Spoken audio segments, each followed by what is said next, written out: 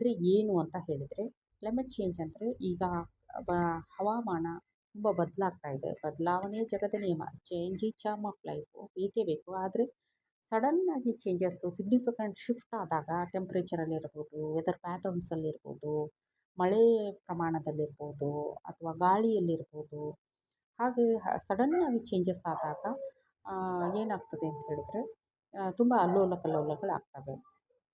ಉದಾಹರಣೆಗಾಗಿ ಒಂದು ವರ್ಷಕ್ಕಾಗುವಂಥ ಮಳೆ ಒಂದೇ ಒಂದು ದಿನದಲ್ಲಿ ಹೊಯ್ದಾಗ ಅಲ್ಲಿ ಏನಾಗ್ತದೆ ಅತಿವೃಷ್ಟಿ ಆಗ್ತದೆ. ಮತ್ತು ಇಡೀ ವರ್ಷಕ್ಕೆ ಬೇಕಾಗುವಂಥ ಮಳೆ ಆಗದೇ ಇದ್ದಾಗ ಅನಾವೃಷ್ಟಿ ಆಗುವಂಥ ಒಂದು ಸಂದರ್ಭ ಇರ್ತದೆ. ಇನ್ನು ಟೆಂಪ್ರೇಚರ್ ಅಥವಾ ಶಾಖ ಅದು ತುಂಬ ಉತ್ಪತ್ತಿ ಆಗಿಬಿಟ್ರೆ ಏನಾಗ್ತದೆ, ಜನರಿಗೆ ಉಳ್ಕೊಳ್ಳೋಕ್ಕಾಗಲ್ಲ, ಪ್ರಾಣಿಗಳಿಗೆ ತೊಂದರೆ ಆಗ್ತದೆ, ಹೀಟ್ ವೇವ್ಸು ಡೆವಲಪ್ ಆಗಿ ತುಂಬ ಆರೋಗ್ಯ ಸಮಸ್ಯೆಗಳಾಗ್ತದೆ. ಈ ರೀತಿ ಆಗೋದ್ರಿಂದ ಇದನ್ನು ನಾವು ಕ್ಲೈಮೇಟ್ ಚೇಂಜ್ ಅಂತ ಹೇಳ್ತೀವಿ. ಇದು ಆಗದೇ ಇರೋ ರೀತಿಯಲ್ಲಿ ನೋಡ್ಕೊಳ್ಬೇಕಾಗ್ತದೆ. ಅದು ಕಂಟಿನ್ಯೂಯಸ್ ಆಗಿ ಟೆಂಪ್ರೇಚರ್ ಏನಾದರೂ ಜಾಸ್ತಿ ಆಯಿತು ಅಂತ ಹೇಳಿದರೆ ಹಿಮಾಲಯಗಳು ಕರಗಿ ನೀರಾಗ್ತವೆ. ಮತ್ತು ಇರ್ತಕ್ಕಂಥ ನಾವು ವಾಸಕ್ಕೆ ಇರ್ತಕ್ಕಂತಹ ಸ್ಥಳ ಏನಿದೆ ಅಥವಾ ಕ್ಷೇತ್ರ ಏನಿದೆ ಅದು ಕಡಿಮೆ ಆಗ್ತಾ ಬರ್ತದೆ. ಸೀ ಲೆವೆಲ್ ಏನು ಸಮುದ್ರ ಮಟ್ಟ ಏನಿದೆ ಅದು ಜಾಸ್ತಿ ಆಗ್ತಾ ಬರ್ತದೆ. ಮತ್ತು ಗ್ಲೋಬಲ್ ವಾರ್ಮಿಂಗ್ ಅಂತ ಹೇಳ್ತೀವಿ. ಗ್ಲೋಬಲ್ ವಾರ್ಮಿಂಗ್ ಜಾಸ್ತಿ ಆಗ್ತದೆ. ಗ್ರೀನ್ ಹೌಸ್ ಗ್ಯಾಸಸ್ಸು ರಿಲೀಸ್ ಆಗಿ ಅವು ಇಲ್ಲೇ ವಾತಾವರಣದಲ್ಲಿ ಉಳಿದು ಟೆಂಪ್ರೇಚರ್ನ ಜಾಸ್ತಿ ಮಾಡುವಂಥ ಒಂದು ಸಾಧ್ಯತೆಗಳು ತುಂಬ ಹೆಚ್ಚಾಗಿರ್ತವೆ. ಈ ಎಲ್ಲ ಅಂಶಗಳನ್ನು ನಾವು ಕನ್ಸಿಡರ್ ಮಾಡಿ ಒಂದೇ ಶಬ್ದದಲ್ಲಿ ಹೇಳೋದಾದರೆ ಅದಕ್ಕೆ ಹವಾಮಾನ ವೈಪರೀತ್ಯ ಅಥವಾ ಕ್ಲೈಮೇಟ್ ಚೇಂಜ್ ಅಂತ ಹೇಳ್ತೀವಿ. ಹಾಗಾದರೆ ಏನು ಇದಕ್ಕೆ ಬೇಕಾದಂಥ ಅಥವಾ ಈ ಕ್ಲೈಮೇಟ್ ಚೇಂಜಿಗೆ ಯಾವೆಲ್ಲ ರೀಸನ್ಸ್ ಇದೆ, ಏನು ಕಾಸು ಅಂತ ಹೇಳಿದರೆ, ಮೊದಲನೇದಾಗಿ ಕೆಲವಿಷ್ಟು ನ್ಯಾಚುರಲ್ ಕಾಸಸ್ ಇದೆ. ಅದನ್ನು ನಾವು ಏನು ಮಾಡೋಕ್ಕಾಗಲ್ಲ, ಅನ್ಅವಾಯ್ಡಬಲ್. ಕೆಲವೊಂದಿಷ್ಟು ಅವಾಯ್ಡ್ ಮಾಡಬಹುದು ಅಂತಕ್ಕಂಥ ಆ್ಯಕ್ಟಿವಿಟೀಸ್ ಇದ್ದಾವೆ. ಫಾರ್ ಎಕ್ಸಾಂಪಲ್ ಆ್ಯಂಥ್ರೋಪೋಜೆನಿಕ್ ಆ್ಯಕ್ಟಿವಿಟೀಸ್ ಅಂತ ಹೇಳ್ತೀವಿ, ಅಥವಾ ಮನುಷ್ಯನ ಆ್ಯಕ್ಟಿವಿಟೀಸ್ ಅಥವಾ ಮನುಷ್ಯ ಮಾಡ್ತಕ್ಕಂಥ ಪ್ರಮಾದಗಳಿದ್ದಾವೆ. ಉದಾಹರಣೆಗೆ ಅವನು ಫಾಸಿಲ್ ಫ್ಯೂಯಲ್ಸನ್ನು ತುಂಬ ಬಳಸ್ತಾ ಇದ್ದಾನೆ ಮನುಷ್ಯ. ಆಯಿಲ್ ಅಥವಾ ಈ ಫಾಸಿಲ್ ಫ್ಯೂಯಲ್ಸ್ ಅಂತ ಪೆಟ್ರೋಲ್ ಇರ್ಬೋದು, ಡೀಸೆಲ್ಸ್ ಇರ್ಬೋದು, ಕೆರೋಸಿನ್ ಇರ್ಬೋದು, ಆಮೇಲೆ ತುಂಬ ಗ್ಯಾಸ್ಗಳಿರ್ಬೋದು. ಅವುಗಳನ್ನೆಲ್ಲ ಬಳಸೋದ್ರಿಂದ ಏನಾಗ್ತಾ ಇದೆ, ಗ್ರೀನ್ ಹೌಸ್ ಗ್ಯಾಸಸ್ಸು ರಿಲೀಸ್ ಆಗ್ತದೆ. Carbon dioxide, carbon monoxide, methane, water vapours, ಈ ಥರ ಹಲವಾರು ಗ್ರೀನ್ ಹೌಸ್ ಗ್ಯಾಸಸ್ಸು ರಿಲೀಸ್ ಆಗಿ ನಮಗೇನು ಓಝೋನ್ ಪದರ ಇದೆ, ಓಝೋನ್ ಪದರದಲ್ಲಿ ಅದು ಉಳ್ಕೊಂಡು ಟೆಂಪ್ರೇಚರ್ ಜಾಸ್ತಿ ಆಗ್ತಾ ಇದೆ. ಹಾಗಾದರೆ ಏನು ಮಾಡಬೇಕು? ಇದನ್ನೆಲ್ಲ ಅವಾಯ್ಡ್ ಮಾಡೋಕ್ಕೆ ನಾವು ಏನು ಮಾಡಬೇಕು ಅಂತ ಹೇಳಿದ್ರೆ, ಸಾಧ್ಯವಾದಷ್ಟು ಹವಾಮಾನ ಬದಲಾವಣೆ ಆಗದೇ ಇರುವಂತಹ ಕೆಲವು ಪ್ರಕ್ರಿಯೆಗಳು, ಕೆಲಸಗಳನ್ನು ನಾವು ಮಾಡಬೇಕಾಗ್ತದೆ. ಅದು ಏನು ಅಂತ ಮುಂದೆ ನೋಡ್ತಾ ಹೋಗೋಣ. ನಾನು ಇವಾಗ ಡಿಸ್ಕಸ್ ಮಾಡಿದೆ ಏನಂದರೆ, ಮೊದಲನೇದಾಗಿ ಟೆಂಪ್ರೇಚರ್ ಚೇಂಜ್ ಆಗ್ತದೆ, ಗ್ಲೋಬಲ್ ವಾರ್ಮಿಂಗ್ ಆಗ್ತದೆ, ನಂತರ ಐಸ್ ಕರಗ್ತದೆ. ಐಸ್ ಕರಗೋದ್ರಿಂದ ಸೀ ಲೆವೆಲ್ಲು ಜಾಸ್ತಿ ಆಗ್ತದೆ. ಇದೆಲ್ಲ ಗ್ಲೋಬಲ್ ವಾರ್ಮಿಂಗ್ ಆಗ್ತದೆ. ಇದೆಲ್ಲವೂ ಸೇರಿ ಹವಾಮಾನ ವೈಪರೀತ್ಯ ಅಂತ ಆಗ್ತದೆ. ಹಾಗಾದರೆ ಈ ಹವಾಮಾನ ವೈಪರೀತ್ಯದಿಂದ ಮೊದಲನೇ ಏನಾದರೂ ನುಕ್ಸಾನ್ ಅಥವಾ ಮೊದಲನೇ ಹಾನಿ ಅಂತ ಹೇಳಿದರೆ ಅಗ್ರಿಕಲ್ಚರ್. ಆ ಅಗ್ರಿಕಲ್ಚರ್ ಮತ್ತು ಪ್ರಾಣಿಗಳು, ಪಕ್ಷಿಗಳು ಮತ್ತು ಮನುಷ್ಯನಿಗೆ ಉಳ್ಕೊಳ್ಳೋದ್ರಿಂದ ಸಮಸ್ಯೆ ಆಗ್ತದೆ. ಹಾಗಾದರೆ ಅಗ್ರಿಕಲ್ಚರ್ನ ಮುಖ್ಯವಾಗಿ ನಾವು ದೃಷ್ಟಿಗೆ ಇಟ್ಕೊಂಡಾಗ ಸಸ್ಟೈನಬಿಲಿಟಿ ಕಡಿಮೆ ಆಗ್ತದೆ. ಅಂದರೆ ಅದರ ಉಳಿವಿನ ಪ್ರಶ್ನೆ ಬಂದಿರುತ್ತೆ. ಅದು ಉಳಿಬೇಕು ಅಂತ ಹೇಳಿದರೆ ಉಳಿದ್ಕೊಂಡು ಹೋಗುವಂಥ ಅಗ್ರಿಕಲ್ಚರ್ಗೆ ನಾವು ಸಸ್ಟೈನಬಲ್ ಅಗ್ರಿಕಲ್ಚರ್ ಅಂತ ಹೇಳ್ತೀವಿ. ಅದು ಇಂಟಗ್ರೇಟೆಡ್ ಸಿಸ್ಟಮ್ ಹೇಳ್ತಾರೆ. ಇಂಟಗ್ರೇಟೆಡ್ ಸಿಸ್ಟಮ್ ಅಂದರೆ ಎಲ್ಲ ಬಂತು ಅಲ್ಲಿ. ಕೃಷಿ ಇರ್ಬೋದು, ತೋಟಗಾರಿಕೆ, ಅರಣ್ಯ, ಪಶುಗಳ ಸಂಗೋಪನೆ, ಪ್ರತಿಯೊಂದು ಬಂತು. ಮೊಲ, ಸೆರಿಕಲ್ಚರ್ ಎಲ್ಲವೂ ಬಂತು. ಅದೆಲ್ಲವನ್ನು ಸೇರಿದ್ರೆ ನಾವು ಅಗ್ರಿಕಲ್ಚರ್ ಹೇಳ್ತೀವಿ. ಆ ಸಸ್ಟೈನಬಿಲಿಟಿ ಬೇಕು. ನಾವು ಕೇವಲ ಯಾವುದೋ ಕೆಲವೊಂದು ರಾಸಾಯನಿಕಗಳನ್ನು ಬಳಸಿ ಹೆಚ್ಚಿನ ಪ್ರಮಾಣದಲ್ಲಿ ಇಳುವರಿಯನ್ನು ತೆಗೆದುಕೊಂಡ್ರೆ ಅದರ ಲಾಂಗ್ ಟರ್ಮಲ್ಲಿ ನಮಗೆ ನುಕ್ಸಾನ್ ಆಗುತ್ತೆ. ಅದು ಆಗದೇ ಇರೋ ರೀತಿಯಲ್ಲಿ ನೋಡ್ಕೋಬೇಕು. ಅದಲ್ಲದೆ ವಾತಾವರಣದಲ್ಲಿ ಎನ್ವೈರನ್ಮೆಂಟಲ್ ಆರೋಗ್ಯ ಕೂಡ ಹದಗೆಡುತ್ತೆ. ಆಮೇಲೆ ಎಕನಾಮಿಕಲಿ ಪ್ರಾಫಿಟ್ ಇದೆ. ಆಮೇಲೆ ಸೋಷಿಯಲ್ ಇಕ್ವಿಟಿ ಹೀಗಾಗಿ ನಾವು ಏನು ಮಾಡಬೇಕು, ಸಾಧ್ಯವಾದಷ್ಟು ಸಸ್ಟೈನಬಲ್ ಮತ್ತು ಇದು ಸಾಯಿಲ್ ಇದು ಮಾಡಬೇಕು ಪ್ರಾಕ್ಟಿಸಸ್ ಏನೇನು ಮಾಡಬೇಕು, ಸಾಯಿಲನ್ನು ಒಂದು ಹೇಳಬೇಕು ಅಂತ ಹೇಳಿದ್ರೆ ಮೇಲ್ಪದ ಅತಿ ತೆಳುವಾದ ಮೇಲ್ಪದನ್ನು ನಾವು ಹೇಳ್ತೀವಿ.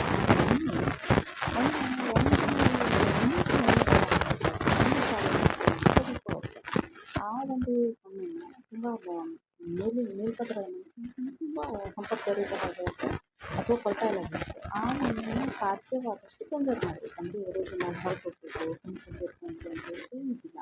ಸಾಧ್ಯವಾದಷ್ಟು ಆ ಮಣ್ಣನ್ನು ಕನ್ಸರ್ವ್ ಮಾಡಬೇಕು. ಅದೇ ರೀತಿ ನೀರು ಕೂಡ ಅಷ್ಟೇ. ನೀರು ಭೂಮಿ ಮೇಲೆ ತುಂಬ ಇದೆ, ಆದರೆ ನಾವು ಬಳಸೋಕ್ಕೆ ಫೋಟೋಗಳು ಅಥವಾ ಸಿಹಿ ನೀರು ಎಷ್ಟಿದೆ ತುಂಬ ಕಡಿಮೆ ಇದೆ. ಆ ನೀರನ್ನು ಅದಲ್ಲದೆ ಬಯೋಡೈವರ್ಸಿಟಿಯನ್ನು ಸಂರಕ್ಷಣೆ ಮಾಡಬೇಕು.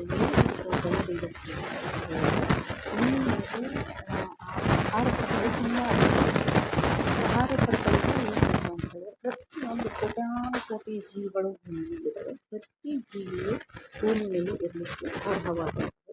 ಕೇವಲ ಮನುಷ್ಯ ಮಾತ್ರ ಉಳಿಯೋಕ್ಕೆ ಆಗಲ್ಲ. ಇಲ್ಲಿ ಏನಾಗ್ತದೆ ಅಂತ ಹೇಳಿದ್ರೆ ಪ್ರತಿ ಜೀವಿಗೂ ಅದರದೇ ಆದಂಥ ವ್ಯಕ್ತಿತ್ವ, ಅದರದೇ ಆದಂತಹ ಕೆಲಸಗಳಿದ್ದಾವೆ. ದೇವರು ಅದನ್ನು ಸೃಷ್ಟಿ ಮಾಡಿದ್ರೆ ಆ ರೀತಿಯಲ್ಲಿ ಅವೆಲ್ಲವೂ ಭೂಮಿ ಮೇಲೆ ಇರಲೇಬೇಕು. ಅದರಲ್ಲಿ ಪ್ರತಿ ವರ್ಷ 1-2 ಅವಶೇಷಗಳಾಗ್ತಾ ಹೋಯಿತು ಅಂತ ಹೇಳಿದ್ರೆ, ಬಯೋಡೈವರ್ಸಿಟಿ ಲ್ಯಾಪ್ಸಸ್ ಆಗ್ತಾ ಹೋಯಿತು ಅಂತ ಹೇಳಿದರೆ ಆಹಾರ ಸರಪಳಿ ಕೆಡುತ್ತೆ. ಆಹಾರ ಸರಪಳಿ ಕೆಟ್ಟು ಭೂಮಿ ಇರಲ್ಲ. ಅಥವಾ ಇಡೀ ವಿಶ್ವದಲ್ಲಿಯೇ ಭೂಮಿ ಅಥವಾ ಜೀವನ ಸಾಧ್ಯವಿರತಕ್ಕಂತಹ ಗ್ರಹಗಳಲ್ಲಿ ಭೂಮಿ ಕೂಡ ಒಂದು. ಆ ಭೂಮಿಗೆ ಬಯೋಡೈವರ್ಸಿಟಿ ಇರೋದ್ರಿಂದ, ವಾತಾವರಣ ಇರೋದ್ರಿಂದ, ಓಝೋನ್ ಪದರ ಇರೋದ್ರಿಂದ, ಇದೆಲ್ಲದರಿಂದ ಭೂಮಿ ಮೇಲೆ ಜೀವನ ಸಾಧ್ಯವಾಗಿದೆ ಇವತ್ತಿನ ದಿನ. ಬಟ್ ನಾವು ಬಯೋಡೈವರ್ಸಿಟಿಯನ್ನು ಹಾಳು ಮಾಡ್ತಾ ಬಂತು, ಗ್ರೀನ್ ಹೌಸ್ ಗ್ಯಾಸಸನ್ನು ಜಾಸ್ತಿ ಮಾಡಿಬಿಟ್ಟು ಓಝೋನ್ ಪದರವನ್ನು ಹಾಳು ಮಾಡ್ತಾ ಬಂತು, ಅಥವಾ ಗ್ಲೋಬಲ್ ವಾರ್ಮಿಂಗ್ ಮಾಡ್ತಾ ಬಂತು ಅಂತ ಹೇಳಿದ್ರೆ ಭೂಮಿಯಲ್ಲಿ ಜೀವನ ತುಂಬ ಕಷ್ಟ ಆಗ್ತದೆ. ಆದ್ದರಿಂದ ಸಾಧ್ಯವಾದಷ್ಟು ನಾವು ಏನು ಮಾಡಬೇಕು ಅಂತ ಹೇಳಿದ್ರೆ ನಾನ್ ರಿನ್ಯೂವೇಬಲ್ ರಿಸೋರ್ಸಸನ್ನು ಬಿಟ್ಟು ರಿನ್ಯೂವೇಬಲ್ ರಿಸೋರ್ಸ್ ಮೇಲೆ ಡಿಪೆಂಡ್ ಆಗಬೇಕು. ಸಾಧ್ಯವಾದಷ್ಟು ಬಯಾಲಜಿಕಲ್ ಮೆಥಡ್ಸನ್ನು ಯೂಸ್ ಮಾಡಬೇಕು. ಇದೆಲ್ಲ ಮಾಡಿದಾಗ ನಮಗೆ ತುಂಬ ಒಂದು ಅನುಕೂಲ ಆಗ್ತದೆ. ಇಲ್ಲಿ ನಾವು ಹೇಳಬೇಕು ಅಂತ ಹೇಳಿದರೆ ಏನಂದರೆ 4 ಪಿಲ್ಲರ್ಸ್ ಇದೆ ಸಸ್ಟೈನಬಲ್ ಅಗ್ರಿಕಲ್ಚರಿಗೆ. ಮೊದಲನೇದಾಗಿ ಎನ್ವೈರನ್ಮೆಂಟಲ್ ಹೆಲ್ತು, ಸೆಕೆಂಡ್ ಬಂದು ಎಕನಾಮಿಕಲ್ ಪ್ರಾಫಿಟಬಿಲಿಟಿ, ಥರ್ಡ್ ಬಂದು ಸೋಷಿಯಲ್ ಇಕ್ವಿಟಿ. ಎನ್ವೈರನ್ಮೆಂಟ್ ಹೆಲ್ತ್ ಬಗ್ಗೆ ಮಾತಾಡೋದಾದರೆ ಇಲ್ಲೇನಂದರೆ ಎನ್ವೈರನ್ಮೆಂಟ್ ಅಂತ ಹೇಳಿದ್ರೆ ನಮ್ಮ ವಾತಾವರಣ, ಸುತ್ತಲಿನ ವಾತಾವರಣ ಯಾವ ರೀತಿ ಉಳಿಸ್ಬೋದು ಅಂತ ಹೇಳಿದ್ರೆ ಅದನ್ನು ನಾವು ಪ್ರೊಟೆಕ್ಟ್ ಮಾಡಬೇಕಾಗುತ್ತೆ. ಅದಲ್ಲದೆ ಅದನ್ನು ಪ್ರೊಟೆಕ್ಟ್ ಮಾಡಿ ಅದ್ರ ಜೊತೆಗೆ ನ್ಯಾಚುರಲ್ ರಿಸೋರ್ಸ್ ಏನಿದು ನ್ಯಾಚುರಲ್ ರಿಸೋರ್ಸ್ ಅಂತಾರೆ, ನೇಚರ್ನಿಂದ ನಾವು ಹಣವನ್ನು ಕೊಡದೇ ನೇರವಾಗಿ ದೇವರಿಂದ ಪಡಿತಕ್ಕಂಥ ಅಥವಾ ನೇಚರ್ನಿಂದ ಪಡಿತಕ್ಕಂಥದ್ದು ಮಣ್ಣಿರ್ಬೋದು, ನೀರಿರ್ಬೋದು, ಗಾಳಿ ಇರ್ಬೋದು, ಈ ಮೂರನ್ನು ನಾವು ಎಷ್ಟು ಸಾಧ್ಯವೋ ಅಷ್ಟು ರಿಸರ್ವ್ ಮಾಡಿ ಬಳಸ್ಕೊಳ್ಬೇಕಾಗ್ತದೆ. ಮತ್ತು ಅದಲ್ಲದೆ ಬಯೋಡೈವರ್ಸಿಟಿಯನ್ನು ಕೂಡ ನಾವು ಮೇಂಟೈನ್ ಮಾಡಬೇಕಾಗ್ತದೆ. ಇನ್ನು ಹೇಳೋದಾಯಿತು ಅಂತ ಹೇಳಿದರೆ ನಾವು ಫಾರ್ಮಿಂಗಿಗೆ, ಲೈವ್ಲಿಹುಡ್ಡಿಗೆ ಲಾಂಗ್ ಟರ್ಮ್ ಸಸ್ಟೈನಬಲ್ ಆಗಿ ಇರತಕ್ಕಂತಹ ವ್ಯವಸ್ಥೆಯನ್ನು ಮಾಡ್ಕೊಳ್ಬೇಕಾಗ್ತದೆ. ಸೋಷಿಯಲ್ ಈಕ್ವಿಟಿಯನ್ನು ಕೂಡ ಮೇಂಟೈನ್ ಮಾಡಬೇಕು. ಅಂದರೆ ನಮ್ಮ ಫಾರ್ಮಿಂಗ್ ಕಮ್ಯುನಿಟಿ ಅಥವಾ ಕೃಷಿಯನ್ನು ಮಾಡ್ತಕ್ಕಂಥವ್ರು ಹೆಚ್ಚಿನ ಅಂಶ ರೂರಲ್ನಲ್ಲೇ ಇರೋದು. ಆ ರೂರಲ್ಗೆ ನಾವು ಎಷ್ಟು ಸಾಧ್ಯವೋ ಸೋಷಿಯಲ್ ಈಕ್ವಿಟಿಯನ್ನು ಕೊಡಬೇಕಾಗ್ತದೆ. ಈಗ ಉದಾಹರಣೆಗಾಗಿ ಸಾಕಷ್ಟು ವೆಹಿಕಲ್ಗಳನ್ನು ನಾವು ಸಿಟಿಯಲ್ಲಿ ಬಳಸ್ತಾ ಇದ್ದೀವಿ. ಅದು ಹೊರಸೂಸುವಂತಹ ಏನು ಗ್ರೀನ್ ಹೌಸ್ ಗ್ಯಾಸಸ್ ಇದೆಯೋ ಅದು ಹಳ್ಳಿಯವ್ರಿಗೆ ಕೂಡ ಎಫೆಕ್ಟ್ ಮಾಡುತ್ತೆ. ಅದರಿಂದ ಸಾಧ್ಯವಾದಷ್ಟು ಸೋಷಿಯಲ್ ಈಕ್ವಿಟಿಯನ್ನು ಕೂಡ ನಾವು ಮೇಂಟೈನ್ ಮಾಡಬೇಕಾಗ್ತದೆ.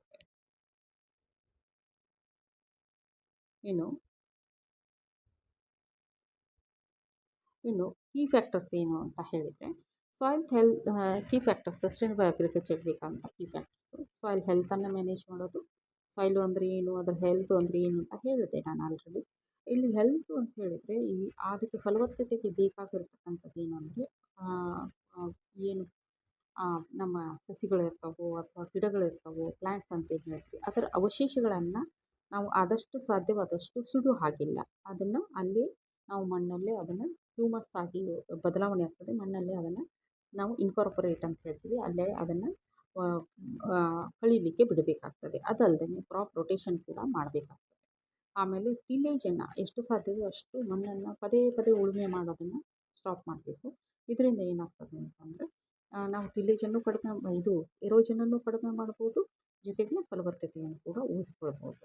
ಅದಲ್ಲದೆ ಈಗ ನಾವು ಬೆಳೆಗಳಿಗೆ ಕೀಟಗಳು ಬಂತು ಅಂತ ಹೇಳಿದರೆ ಇಂಟಿಗ್ರೇಟೆಡ್ ಪೆಸ್ಟ್ ಮ್ಯಾನೇಜ್ಮೆಂಟ್ ಅಂತ ಹೇಳಿದರೆ ಸಾಧ್ಯವಾದಷ್ಟು ನ್ಯಾಚುರಲ್ ಎನಿಮೀಸು ಈಗ ನಮ್ಮ ಕೀಟಗಳಿಗೆ, ಬೆಳೆಗಳಿಗೆ ಬರ್ತಕ್ಕಂತಹ ಹಲವಾರು ಕೀಟಗಳಿಗೆ ನ್ಯಾಚುರಲ್ ಎನಿಮೀಸ್ ಲೋಕಲ್ ಆಗಿ ಜೇಡ ಇರ್ಬೋದು, ಹಲ್ಲಿ ಇರ್ಬೋದು, ಅಥವಾ ಈ ಥರ ಹಲವಾರು ನ್ಯಾಚುರಲ್ ಎನಿಮೀಸ್ ಇದ್ದಾವೆ. ಜೇಗುಗ್ರಾಮ ಇರ್ಬೋದು. ಆ ಎಲ್ಲ ನ್ಯಾಚುರಲ್ ರೆಮಿಡೀಸನ್ನು ನಾವು ಬಳಸ್ಬೋದು. ಆಮೇಲೆ ವೀಡಿಂಗನ್ನು ಕೈಯಿಂದ ಮಾಡಬೇಕು. ಆ ಥರದ ಹಲವಾರು ಬಯೋಲಾಜಿಕಲ್ ಮೆಥಡ್ಸ್ ಮಾಡಿದಾಗ ನಮಗೆ ಕೆಮಿಕಲ್ಸನ್ನು ಸಿಂಥೆಟಿಕ್ ಅಥವಾ ರಾಸಾಯನಿಕ ಪೆಸ್ಟಿಸೈಡು, ಫರ್ಟಿಲೈಸರ್ಸನ್ನು ಕಡಿಮೆ ಮಾಡಿ ಸಾಧ್ಯವಾದಷ್ಟು ಬಯಾಲಜಿಕಲ್, ಕಲ್ಚರಲ್ ಮೆಥಡು, ಫಿಸಿಕಲ್ ಮೆಥಡನ್ನು ಬಳಸ್ಕೊಂಡಾಗ ನಮಗೇನಾಗ್ತದೆ ಅಂದರೆ ನಾವು ವಾತಾವರಣವನ್ನು ಉಳಿಸ್ಕೊಳ್ಳೋಕ್ಕೆ ಸಾಧ್ಯವಾಗ್ತದೆ. ಇದ್ರ ಬಗ್ಗೆ ಹೆಚ್ಚಿನ ಒಂದು ಮಾಹಿತಿ ಬೇಕು ಅಂತ ಹೇಳಿದ್ರೆ ಇನ್ನೊಂದು ವಿಡಿಯೋದಲ್ಲಿ ಕವರ್ ಮಾಡ್ತೀನಿ.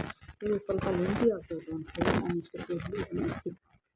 ನೆಕ್ಸ್ಟ್ ಇನ್ನು ವಾಟರ್ ಆ್ಯಂಡ್ ಎನರ್ಜಿ ಕನ್ಸರ್ವೇಷನ್ ತುಂಬ ಅತ್ಯವಶ್ಯ. ವಾಟರ್ ಕನ್ಸರ್ವ್ ಯಾಕೆ ಅಂತ ಹೇಳಿದರೆ ಇದು ನಾನು ಆವಾಗಲೇ ಹೇಳ್ದಂಗೆ ನೀರಿನ ಅಂಶ ತುಂಬ ಭೂಮಿ ಮೇಲೆ ನೀರು ತುಂಬ ಇದೆ. ಆದರೆ ಎಲ್ಲ ನೀರು ಬಳಕೆಗೆ ಯೋಗ್ಯವಾದದ್ದಲ್ಲ. ಬಳಕೆಗೆ ಯೋಗ್ಯವಾದ ನೀರನ್ನು ಕನ್ಸರ್ವ್ ಮಾಡಿಟ್ಕೋಬೇಕು. ಕನ್ಸರ್ವ್ ಯಾವ ರೀತಿ ಮಾಡೋದು ಅದು ಇನ್ನೊಂದು ವಿಡಿಯೋ ಮಾಡ್ತೀನಿ. ಬಟ್ ಅದು ಕನ್ಸರ್ವೇಷನ್ ತುಂಬ ಇಂಪಾರ್ಟೆಂಟ್ ಸಸ್ಟೈನಬಲ್ ಅಗ್ರಿಕಲ್ಚರ್ಗೆ ಅಂತಕ್ಕಂಥ ವಿಷಯವನ್ನು ನಾವು ಇವತ್ತಿನ ದಿನ ನೆನಪಿಟ್ಕೊಳ್ಳೋಣ. ಅದಲ್ಲದೆ ನಾವು ನ್ಯಾಚುರಲ್ ರಿನ್ಯೂವೇಬಲ್ ರಿಸೋರ್ಸಸ್ ಇದೆ, ಎನರ್ಜೀಸ್ ಇದೆ. ಉದಾಹರಣೆಗೆ ವಿಂಡ್ ಇರ್ಬೋದು, ಸೋಲಾರ್ ಎನರ್ಜಿ ಇರ್ಬೋದು, ಅವನ್ನು ನಾವು ಬಳಸ್ಕೊಳ್ಬೇಕು. ಫಾಸಿಲ್ ಫ್ಯೂಯಲ್ಸನ್ನು ಸಾಧ್ಯವಾದಷ್ಟು ಕಡಿಮೆ ಮಾಡಬೇಕು. ಆಮೇಲೆ ಬಯೋಡೈವರ್ಸಿಟಿ ಮತ್ತು ಈಕೋಸಿಸ್ಟಮನ್ನು ನಾವು ಮೇಂಟೈನ್ ಮಾಡಬೇಕಾಗುತ್ತೆ. ಇದೆಲ್ಲವನ್ನು ಕನ್ಸಿಡರ್ ಮಾಡಿದಾಗ ನಮ್ಮ ಸಸ್ಟೈನಬಲ್ ಅಗ್ರಿಕಲ್ಚರ್ ಸಾಧ್ಯವಾಗುತ್ತೆ. ಸಸ್ಟೈನಬಲ್ ಅಗ್ರಿಕಲ್ಚರ್ ಸಾಧ್ಯವಾಗಿ ಇನ್ಪುಟ್ಸಿಗೆ ದುಡ್ಡೇನು ಹೋಗ್ತದೋ ಅದು ಕಡಿಮೆ ಆಗ್ತದೆ. ಎಷ್ಟು ಟಾಕ್ಸಿಸಿಟಿ ಬರ್ತದೋ ಅಂದರೆ ಕೆಮಿಕಲ್ನಿಂದ, ರಾಸಾಯನಿಕಗಳಿಂದ ಟಾಕ್ಸಿಸಿಟಿ ಏನು ಬರ್ತದೋ ಅದು ಕಡಿಮೆ ಆಗ್ತದೆ. ನಾವು ಸೆಲ್ಫ್ ಸಫಿಷಿಯೆಂಟ್ ಫಾರ್ಮಿಂಗನ್ನು ಮಾಡೋಕ್ಕೆ ಒಂದು ಅನುಕೂಲ ಆಗ್ತದೆ. ಇನ್ನು ಈ ಸಸ್ಟೈನಬಲ್ ಅಗ್ರಿಕಲ್ಚರ್ ಮಾಡಬೇಕು ಅಂತ ಹೇಳಿದರೆ ಅದಕ್ಕೆ ಮುಖ್ಯವಾದಂಥ ಒಂದು ಇದು ಅಂತ ಹೇಳಿದರೆ ಮುಖ್ಯವಾದಂಥ ಒಂದು ಪಿಲ್ಲರ್ ಅಥವಾ ಬುನಾದಿ ಅಂತ ಹೇಳಬೇಕಂದ್ರೆ ಆರ್ಗ್ಯಾನಿಕ್ ಫಾರ್ಮಿಂಗ್ ಅಥವಾ ಸಾವಯವ ಕೃಷಿ. ಈ ಆರ್ಗ್ಯಾನಿಕ್ ಫಾರ್ಮಿಂಗ್ ಅಂದ್ರೇನು ಮತ್ತು ಅದ್ರದ್ದು ಏನು ಅವಶ್ಯಕತೆ ಇದೆ, ಆಮೇಲೆ ಅದರ ಕೀ ಕ್ಯಾರೆಕ್ಟರ್ ಏನು, ಮತ್ತು ಯಾವೆಲ್ಲ ಪ್ರಿನ್ಸಿಪಲ್ ಮೇಲೆ ಅದು ರನ್ ಆಗುತ್ತೆ, ಅದ್ರ ಉಪಯೋಗಗಳೇನು, ದುರುಪಯೋಗಗಳೇನು, ಮತ್ತು ಅದನ್ನು ಯಾವ ರೀತಿ ಅದು ನಾವು ಆರ್ಗ್ಯಾನಿಕ್ ಫಾರ್ಮಿಂಗ್ ಅಥವಾ ಸಾವಯವ ಕೃಷಿಯನ್ನು ಮಾಡಿದಾಗ ನಾವು ಏನೆಲ್ಲ ಚಾಲೆಂಜಸನ್ನು ನೋಡಬೇಕಾಗಿ ಬರುತ್ತೆ, ಇದೆಲ್ಲವನ್ನು ಈಗ ಡಿಸ್ಕಸ್ ಮಾಡೋಣ.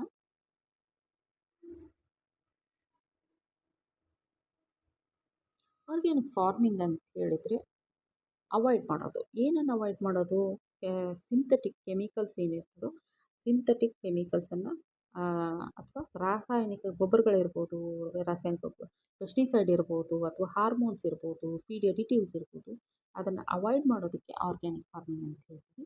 ಅಂದರೆ ನಾವು ಕೃಷಿಯನ್ನು ಮಾಡ್ತೀವಿ, ಆದರೆ ಇಲ್ಲಿ ರಸಗೊಬ್ಬರಗಳು ಅಂದರೆ ಯಾವುದು, ನಮ್ಮ ಈ DAP ಇರ್ಬೋದು, ಯೂರಿಯಾ, MOP ಆ ಥರದ ರಸಗೊಬ್ಬರಗಳನ್ನ ಅವಾಯ್ಡ್ ಮಾಡಿ ಸಾಧ್ಯವಾದಷ್ಟು ನಾವು ಜೈವಿಕ ಕೀಟನಾಶಕಗಳು, ಜೈವಿಕ ಗೊಬ್ಬರಗಳನ್ನು ಬಳಸಬೇಕಾಗ್ತದೆ.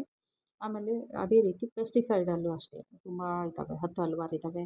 ಮೊನೊಕ್ರೊಟೋಫಾಸ್ ಇರ್ಬೋದು, ಎಂಡೋಸಲ್ಫಾನ್ ಇರ್ಬೋದು, ಆ ಥರ ಪೆಸ್ಟಿಸೈಡನ್ನು ಅವಾಯ್ಡ್ ಮಾಡಿಬಿಟ್ಟು ನಾವು ಏನು ಮಾಡಬೇಕು ಅಂದರೆ ಜೈವಿಕ ಒಂದು ಪೆಸ್ಟಿಸೈಡ್ಗಳು ಇದ್ದಾವೆ ಅವನ್ನ ನಾವು ಬಳಸ್ಬೋದು. ಅದೇ ರೀತಿ ಹಾರ್ಮೋನ್ಸ್ ಅಂತ ಹೇಳಿದರೆ ಈಗ ನಮ್ಮ ಬಾಳೆಹಣ್ಣು ತುಂಬ ಹಣ್ಣುಗಳಿಗೆ ಏನು ಮಾಡ್ತಾ ಇದ್ದಾರೆ ಅಂತ ಹೇಳಿದರೆ ಆರ್ಟಿಫಿಷಿಯಲ್ ರೈಪನಿಂಗ್ ಇಥಿಲಿನ್ ಅಂತ ಹಾರ್ಮೋನ್ಸ್ ಇದ್ದಾವೆ. ಅದರಲ್ಲಿ ಅದ್ದಿ ತೆಗೆದಾಗ ಅದೇನಾಗ್ಬಿಡ್ತದೆ ಅಂತ ಹೇಳಿದರೆ ಹಣ್ಣುಗಳು ಹೊರಗಡೆಯಿಂದ ನೋಡುವಾಗ ಕಲರ್ಫುಲ್ಲಾಗಿ ರೈಪನ್ ಥರ ಕಾಣಿಸುತ್ತೆ, ಆದರೆ ಒಳಗಡೆ ಅದು ಟೇಸ್ಟ್ ಇನ್ಸಿಪಿಡ್ ಇದ್ದು ಒಳಗಡೆ ಕಾಯಿಯಾಗೇ ಇರುತ್ತೆ. ಸೊ ಅಂಥ ಹಾರ್ಮೋನುಗಳನ್ನು ಸಾಧ್ಯವಾದಷ್ಟು ಕಡಿಮೆ ಮಾಡಬೇಕು ಅಥವಾ ಬಳಸಲೇಬಾರ್ದು. ಮತ್ತು ಫೀಡ್ ಎಡಿಟಿವ್ಸು, ಈಗೇನು ನಾವು ಪಶುಗಳಿಗೆ ಆಹಾರವನ್ನು ಕೊಡ್ತೀವೋ ಅದರಲ್ಲಿ ಎಡಿಟಿವ್ಸ್ ಹಾಕಿ, ಯಾಕಂದರೆ ಅದು ಪ್ಯಾಲೆಟೇಬಲ್, ಅದಕ್ಕೆ ರುಚಿ ಬರಲಿ ಅಂತೇಳಿ ಕೆಲವು ಎಡಿಟಿವ್ಸ್ ಹಾಕ್ತಾಯಿದ್ದಾರೆ. ಅಂಥವುಗಳನ್ನು ಕೂಡ ಕಡಿಮೆ ಮಾಡಬೇಕು. ಯಾಕಂತ ಹೇಳಿದರೆ ನಾವು ಹೈನುಗಾರಿಕೆಯಲ್ಲಿ ಆ ಥರ ಫೀಡನ್ನು ಕೊಟ್ಟು ಎಡಿಟಿವ್ಸನ್ನು ಕೊಟ್ಟು ಬಿಟ್ಟರೆ ನಮಗೇನಾಗುತ್ತೆ ಅಂತ ಹೇಳಿದರೆ ನಮ್ಮ ಮನುಷ್ಯನ ಆರೋಗ್ಯದ ಮೇಲೆ ತುಂಬ ಸಮಸ್ಯೆಗಳು ಉದ್ಭವ ಆಗುವ ಒಂದು ಚಾನ್ಸಸ್ ಇರ್ತದೆ. ಆದ್ದರಿಂದ ಸಾಧ್ಯವಾದಷ್ಟು ಆರ್ಗ್ಯಾನಿಕ್ ಫಾರ್ಮಿಂಗ್ ಕಡೆ ನಾವು ಮುಖ ಮಾಡಬೇಕು. ಏನೇನು ಅವಾಯ್ಡ್ ಮಾಡಬೇಕು, ರಸಗೊಬ್ಬರವನ್ನು ಅವಾಯ್ಡ್ ಮಾಡಬೇಕು, ಆಮೇಲೆ ಕೆಮಿಕಲ್ ಪೆಸ್ಟಿಸೈಡನ್ನು ಅವಾಯ್ಡ್ ಮಾಡಬೇಕು, ಹಾರ್ಮೋನ್ಸನ್ನು ಅವಾಯ್ಡ್ ಮಾಡಬೇಕು, ಫೀಡ್ ಎಡಿಟಿವ್ಸನ್ನು ಅವಾಯ್ಡ್ ಮಾಡಿಬಿಟ್ಟು ನಾವು ಕೃಷಿಯನ್ನು ಮಾಡಿದ್ದೇ ಆದಲ್ಲಿ ನಮಗೆ ಒಳ್ಳೆಯ ಒಂದು ಫಲಿತಾಂಶ ದೊರಕಲಿದೆ. ಇನ್ನು ಆರ್ಗ್ಯಾನಿಕ್ ಫಾರ್ಮಿಂಗಿಗೆ ಮಾಡೋದ್ರಿಂದ ಏನಾಗ್ತದೆ ಅಂತ ಹೇಳಿದರೆ, ಈಗ ನಾವು ಸ್ವತಂತ್ರ ಸಿಗುವ ಒಂದು ಸಂದರ್ಭವನ್ನು ಕನ್ಸಿಡರ್ ಮಾಡಿದರೆ ಆಗ ಜನಸಂಖ್ಯೆ ತುಂಬ ಇತ್ತು, ಆಹಾರ ಇರಲಿಲ್ಲ. ಆ ಒಂದು ಸಂದರ್ಭದಲ್ಲಿ ವಿಶ್ವದಾದ್ಯಂತ ಎಣ್ಣೆ ಬೋಗ್ಲಾಗ ಅವ್ರ ಹೆಸರು ಕೇಳಿರ್ಬೋದು, ಅದೆಲ್ಲ ಅದೇ ರೀತಿ ನಮ್ಮ ಭಾರತದಲ್ಲಿ ಎಮ್ ಎಸ್ ಸ್ವಾಮಿನಾಥನ್ ಅವರ ಹೆಸರು ಕೂಡ ಕೇಳಿರ್ಬೋದು. ಎಮ್ ಎಸ್ ಸ್ವಾಮಿನಾಥನ್ ಸರು ಮತ್ತು ಇವರು ಏನು ಮಾಡಿದರು ಅಂತ ಹೇಳಿದ್ರೆ, ಹಸಿರು ಕ್ರಾಂತಿ ಅಂತಕ್ಕಂಥ ಶಬ್ದವನ್ನು ಹುಟ್ಟಾಕಿದ್ರು ಅಥವಾ ಹಸಿರು ಕ್ರಾಂತಿ ಅಂತಕ್ಕಂಥದ್ದನ್ನು ಮಾಡಿದರು. ಇಲ್ಲಿ ಏನಾಗ್ತದೆ ಅಂತಂದರೆ, ಹೆಚ್ಚು ಹೆಚ್ಚು ರಸಗೊಬ್ಬರಗಳು, ಒಳ್ಳೆಯ ರಸಗೊಬ್ಬರಗಳು, ಹೆಚ್ಚು ಹೆಚ್ಚು ನೀರನ್ನು ಬಳಸಲಾಯಿತು. ಅದೇ ರೀತಿ high yielding variety, genetically modified ಕ್ರಾಪ್ಸನ್ನು ಬಳಸಲಾಯಿತು. ಹೈ ಯೀಲ್ಡಿಂಗ್ ವೆರೈಟಿಯ ಜೆನೆಟಿಕಲಿ ಮಾಡಿಫೈಡ್ ಕ್ರಾಪ್ಸನ್ನು ಬಳಸ್ಬಿಟ್ಟು ಹೆಚ್ಚು ಇಳುವರಿ ಬರಬೇಕು, ಖರ್ಚು ಕಡಿಮೆ ಆಗಬೇಕು, ಟೈಮ್ ಕೂಡ ಕಡಿಮೆ ಹೋಗಬೇಕು. ಆ ರೀತಿ ಜೆನೆಟಿಕಲಿ ಮಾಡಿಫೈಡ್ ಕ್ರಾಪ್ಸನ್ನು ಕೂಡ ಬಳಸಲಾಯಿತು. ಅದಲ್ಲದೆ ಏನಂದರೆ ಆರ್ಗ್ಯಾನಿಕ್ ಫಾರ್ಮಿಂಗನ್ನು ಸಾಧ್ಯವಾದಷ್ಟು ಕೈ ಬಿಡಲಾಯಿತು. ಯಾಕಂದರೆ ಆವಾಗಿನ ಸಂದರ್ಭಕ್ಕೆ ಅದು ಅನಿವಾರ್ಯ ಆಗಿತ್ತು. ಬಟ್ ಈಗ ಆವಾಗ ಕ್ವಾಂಟಿಟಿ ಜಾಸ್ತಿ ಆಗಿತ್ತು ನಿಜ, ಬೆಳೆ ಇಳುವರಿಯಲ್ಲಿ ಕ್ವಾಂಟಿಟಿ ಜಾಸ್ತಿ ಆಗಿತ್ತು ನಿಜ. ಆದರೆ ಈಗಿನ ಪರಿಸ್ಥಿತಿಗೆ ಕ್ವಾಂಟಿಟಿ ಜೊತೆಗೆ ಗುಣಮಟ್ಟವನ್ನು ಕೂಡ ಮೇಂಟೈನ್ ಮಾಡಬೇಕಾಗಿದೆ. ಯಾಕಂತ ಹೇಳಿದರೆ ಇಲ್ಲದಿದ್ದರೆ ಕೃಷಿಯೇ ನಶಿಸಿ ಹೋಗುವಂಥ ಒಂದು ಸಂದರ್ಭ. ಅದಕ್ಕಾಗಿ ನಾವೇನು ಮಾಡಬೇಕಂದ್ರೆ ಸಾಧ್ಯವಾದಷ್ಟು ಆರ್ಗ್ಯಾನಿಕ್ ಫಾರ್ಮಿಂಗ್ ಮೇಲೆ ಡಿಪೆಂಡ್ ಆಗಬೇಕಾಗುತ್ತೆ. ಇದರಿಂದ ಏನಾಗುತ್ತೆ, ಸೆಲ್ಫ್ ಸಸ್ಟೈನಬಿಲಿಟಿ ಬರುತ್ತೆ. ಆಮೇಲೆ ಇಕೋಸಿಸ್ಟಮ್ ಕೂಡ ಬ್ಯಾಲೆನ್ಸ್ ಆಗಿರುತ್ತೆ. ಅಂದರೆ ನಮ್ಮ ವಾತಾವರಣ ಕೂಡ ಬ್ಯಾಲೆನ್ಸ್ ಆಗಿರ್ತದೆ ಅಂತ ಹೇಳ್ತಕ್ಕಂಥದ್ದು. ಇನ್ನು ಹವಾಮಾನ ಬದಲಾವಣೆಗೆ ನಾನು ಆವಾಗಲೇ ಹೇಳಿದಂಗೆ 2 ರೀಸನ್ನು. ಒಂದು ನ್ಯಾಚುರಲ್ಲು, ಇನ್ನೊಂದು ಹೇಳಿದರೆ ಇನ್ನೊಂದು ಹೇಳಿದರೆ ಆ್ಯಂಥ್ರೋಪೊಜೆನಿಕ್. ಆ್ಯಂಥ್ರೋಪೊಜೆನಿಕ್ ಅಂದರೆ ಮನುಷ್ಯನಿಂದ ನಿರ್ಮಿತವಾದ್ದು. ನ್ಯಾಚುರಲ್ ಅಂತ ಹೇಳಿದರೆ ಈಗ ನೋಡಿ, ಸೂರ್ಯನ ಆ್ಯಕ್ಟಿವಿಟೀಸ್ ಅಂದರೆ ತುಂಬ ಒಂದೊಂದು ಕೆಲವಿಷ್ಟು ವರ್ಷ ತುಂಬ ಕಿರಣಗಳು ಹಾರ್ಶ್ ಆಗಿ ಬರುತ್ತೆ, ನಮಗೆ ಅವಾಯ್ಡ್ ಮಾಡೋಕ್ಕಾಗಲ್ಲ. ಆಮೇಲೆ ಓಷನ್ ಕರೆಂಟ್ಸು ತುಂಬ ಬರುತ್ತೆ, ಅದನ್ನು ಅವಾಯ್ಡ್ ಮಾಡೋಕ್ಕಾಗಲ್ಲ. ವೋಲ್ಕ್ಯಾನಿಕ್ ಆ್ಯಕ್ಟಿವಿಟೀಸು ತುಂಬ ಆಗುತ್ತೆ, ಅದನ್ನು ಏನೂ ಮಾಡೋಕ್ಕಾಗಲ್ಲ. ನ್ಯಾಚುರಲ್ ಗ್ರೀನ್ ಹೌಸಸ್ ಎಫೆಕ್ಟ್ ಇದ್ದೇ ಇದೆ. ಅದು ನ್ಯಾಚುರಲ್ ಗ್ರೀನ್ ಹೌಸ್ ಎಫೆಕ್ಟ್ ಅಂತ ಹೇಳಿದರೆ, ಓಝೋನ್ ಪದರ ಬ್ಲ್ಯಾಂಕೆಟ್, ನಮ್ಮ ಭೂಮಿ ಮೇಲೆ ಬ್ಲ್ಯಾಂಕೆಟ್ ಆಗಿರೋದ್ರಿಂದ ಏನಾಗ್ತದೆ ಅಂತ ಹೇಳಿದರೆ, ಅದು ಏನಂದರೆ ನೆಸಸರಿ ಎವಿಲ್ ಅಂತ ಹೇಳ್ತೀವಿ ನಾವು ಇಂಗ್ಲೀಷಲ್ಲಿ. ಅದರ ಅರ್ಥ ಅದು ಬೇಕು, ಎಷ್ಟು ಅಂದರೆ ಕಡಿಮೆ ಪ್ರಮಾಣದಲ್ಲಿದ್ದರೆ ಒಳ್ಳೆಯದು, ಅತಿ ಹೆಚ್ಚಾಗಿಬಿಟ್ರೆ ಅದು ಎವಿಲ್ ಆಗಿ ಅಂದರೆ ಕೆಟ್ಟದಾಗಿ ಪರಿಣಾಮವನ್ನು ಬೀರ್ತದೆ. ಆದ್ದರಿಂದ ಸಾಧ್ಯವಾದಷ್ಟು ಗ್ರೀನ್ ಹೌಸ್ ಗ್ಯಾಸಸ್ ನ್ಯಾಚುರಲಿ ಎಷ್ಟು ಬರ್ತದೆ ಓಕೆ, ಯಾಕಂದರೆ ನೇಚರ್ ಕೊಟ್ಟಿರ್ತಕ್ಕಂಥದ್ದನ್ನು ಎಲ್ಲವನ್ನು ಪಡಿಲೇಬೇಕಾಗುತ್ತೆ. ಆದರೆ ಆ್ಯಂಥ್ರೋಪೊಜೆನಿಕ್ ಕೆಲವೊಂದು ಆ್ಯಕ್ಟಿವಿಟೀಸ್ ಇದೆ, ಅಂದರೆ ಕೆಲವೊಂದು ಮನುಷ್ಯನಿಂದ ನಿರ್ಮಿತವಾದಂಥ ಕೆಲವೊಂದು ಆ್ಯಕ್ಟಿವಿಟೀಸ್ ಅಥವಾ ಪ್ರಮಾದಗಳು, ತಪ್ಪುಗಳಿಂದಾಗಿ ಹವಾಮಾನದಲ್ಲಿ ವೈಪರೀತ್ಯ ಆಗ್ತಾ ಇದೆ. ಉದಾಹರಣೆಗೆ ಟ್ರಾನ್ಸ್ಪೋರ್ಟು. ಈಗ ಉದಾಹರಣೆಗೆ ಟ್ರಾನ್ಸ್ಪೋರ್ಟ್ ಅಂತ ಹೇಳಿದರೆ, ನಮಗೆ ಒಬ್ಬರು ಆಫೀಸ್ಗೆ ಹೋಗ್ತಾ ಇದ್ದೀವಿ ಅಂತ ಹೇಳಿದ್ರೆ, ಪ್ರತಿದಿನ ಎಲ್ಲರೂ ನಮ್ಮ ಕೆಲಸದಲ್ಲಿ ಬ್ಯುಸಿ ಇರ್ತೀವಿ. ಆ ಒಂದು ಸಂದರ್ಭದಲ್ಲಿ 4 ಜನ ಹೋಗೋರು 4 ಕಾರುಗಳನ್ನ ತೆಗೊಂಡು ಹೋದರೆ ಅಲ್ಲಿ ಗ್ರೀನ್ ಹೌಸ್ ಗ್ಯಾಸಸ್ಸು ಸಿಕ್ಕಾಪಟ್ಟೆ ಆಗುತ್ತೆ. ಟ್ರಾನ್ಸ್ಪೋರ್ಟೇಷನ್ ಬಿಗ್ ಇಶ್ಯೂ ಆಗಿಬಿಡುತ್ತೆ. ಉದಾಹರಣೆಗೆ ಬೆಂಗಳೂರಿನಂಥ ಮೆಟ್ರೋಪಾಲಿಟನ್ ಸಿಟಿಯಲ್ಲಿ ಟ್ರಾಫಿಕ್ಗೆ ಒಂದು ಬಿಗ್ ಸಮಸ್ಯೆ, ಮತ್ತು ಅಲ್ಲಿ ಹೊರಸೂಸುವ ಗ್ರೀನ್ ಹೌಸ್ ಗ್ಯಾಸಸ್ಸೇ ದೊಡ್ಡ ಸಮಸ್ಯೆ. ಅದು ಅವಾಯ್ಡ್ ಮಾಡಬೇಕು ಅಂತ ಹೇಳಿದರೆ ಪಬ್ಲಿಕ್ ಟ್ರಾನ್ಸ್ಪೋರ್ಟನ್ನು ಬಳಸಬೇಕಾಗ್ತದೆ. ಅಥವಾ ಫ್ರೆಂಡ್ಸ್ ಎಲ್ಲ ಸೇರಿ 4-5 ಜನ ಸೇರಿ ಒಂದು ಕಾರನ್ನು ತೆಗೆದುಕೊಂಡು ಹೋಗೋದು ಉತ್ತಮ, ಅಥವಾ ಫ್ಯಾಮಿಲಿ ಮೆಂಬರ್ಸ್ ಎಲ್ಲ ಸೇರಿ ಒಂದೇ ವೆಹಿಕಲನ್ನು ಬಳಸೋದು ಉತ್ತಮ ಅಂತ ಹೇಳ್ಬೋದು. ಅದಲ್ಲದೆ ಇಂಡಸ್ಟ್ರೀಸ್ ಇವತ್ತಿನ ದಿನ ಅದಕ್ಕೆ ಪೊಲ್ಯೂಷನ್ ಕಂಟ್ರೋಲ್ ಬೋರ್ಡಿಂದ ತುಂಬ ನಾರ್ಮ್ಸ್ ಇದೆ. ಹೇಗೆ ಬಳಸಬೇಕು, ಟ್ರೀಟ್ಮೆಂಟ್ ಹೇಗೆ ಮಾಡಬೇಕು, ಆ ಪೊಲ್ಯೂಷನನ್ನು ಹೇಗೆ ಅವಾಯ್ಡ್ ಮಾಡಬೇಕು, ಪ್ರತಿಯೊಂದು ಇದೆ. ಆದರೆ ಅದನ್ನು ಇಂಡಸ್ಟ್ರೀಸ್ ಫಾಲೋ ಮಾಡಲ್ಲ. ಎಲ್ಲಂದರಲ್ಲಿ ನೀರಿನಲ್ಲಿ ಬಿಡೋದು, ವಾತಾವರಣದಲ್ಲಿ ಕಲುಷಿತ ಒಂದು ಹವಾವನ್ನು ಬಿಡೋದು, ಈ ರೀತಿ ಮಾಡೋದ್ರಿಂದ ಇದರಿಂದ ಕೂಡ ಇವತ್ತಿನ ದಿನ ವಾತಾವರಣ ಕಲುಷಿತಗೊಳ್ತಾ ಇದೆ, ಬದಲಾವಣೆ ಆಗ್ತಾ ಇದೆ. ಅದಲ್ಲದೆ ಎಲೆಕ್ಟ್ರಿಸಿಟಿ ಜನ್ರೇಷನ್ ಇರ್ಬೋದು. ಆಮೇಲೆ ಡಿಫಾರೆಸ್ಟೇಷನ್ ಅಂದರೆ ನಾವು ಕಾಡನ್ನು ಕಡಿತಾ ಬರ್ತಾ ಇದ್ವಿ, ನಮ್ಮ ಉಪಯೋಗಕ್ಕಾಗಿ ಕಾಡನ್ನು ಕಡಿತಾ ಬರ್ತಾ ಇದ್ವಿ. ಕಾಡು ನಶಿಸಿ ಹೋಯಿತು ಅಂದರೆ ಆಕ್ಸಿಜನ್ ಎಲ್ಲಿಂದ ಸಿಗೋದು?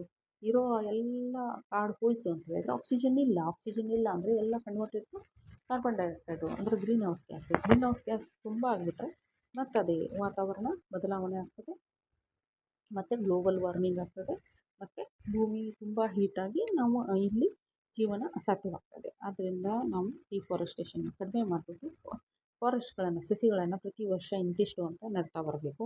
ಆಮೇಲೆ ಬರ್ನಿಂಗ್ ಫಾಸಿಲ್ ಫ್ಯೂಯಲ್ಸ್ ಅಂತ ಹೇಳ್ತೀವಿ, ಅಂದರೆ ಕೆರೋಸಿನ್, ಪೆಟ್ರೋಲು, ಡೀಸೆಲನ್ನು ಬರ್ನ್ ಮಾಡ್ತಾ ಇದ್ವಿ, ಅದನ್ನು ಕಡಿಮೆ ಮಾಡಬೇಕು.